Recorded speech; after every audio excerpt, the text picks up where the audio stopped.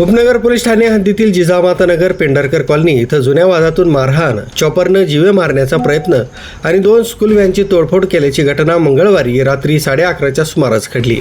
या प्रकरणी उपनगर पोलिसांनी 7 जणांविरुद्ध त्यापैकी 3 ते 4 अनोळखी आरोपींसह गुन्हा दाखल केलाय। पोलिसांनी दिलेल्या माहितीनुसार उपनगर पोलीस ठाण्यातील गुन्हे शोध पथकातील प्रशांत गोरख देवरे, संदीप पवार, अनिल शिंदे, गौरव गवळी आदी कर्मचारी रात्री प्रतिबंधात्मक गस्त घालत असताना जिजामाता नगर परिसरात वाद सुरू असल्याची माहिती मिळाली। त्यानंतर पथकानं घटनास्थळी धाव घेतली असता राजेंद्र ताजने उर्फ कन्नू ताजने यांचा मुलगा मधुकर पाटील, सचिन शिंगारे तसंच 3 ते 4 अनोळखी इसम हे सचिन गाडेकर यांना शिवीगाळ तसंच मारहाण करत असल्याचं निदर्शनास आलंय। पोलिसांनी हस्तक्षेप करून संबंधितांना शांततेचं आवाहन केलं। मात्र आरोपींकडून सचिन गाडेकर तसंच त्यांच्या कुटुंबियांना प्लास्टिकचे दांडे, लाकडी दांडे आणि काठ्यांनी मारहाण करण्यात आल्याचं पोलिसांनी नमूद केलंय।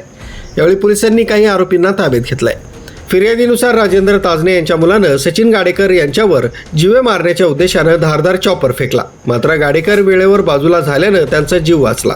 त्यानंतर आरोपींनी घराबाहेर उभ्या असलेल्या MH15 EF 0301 तसंच MH15 AK 1256 क्रमांकाच्या टाटा विंगर स्कूल व्हॅनच्या काचा फोडून नुकसान केलंय।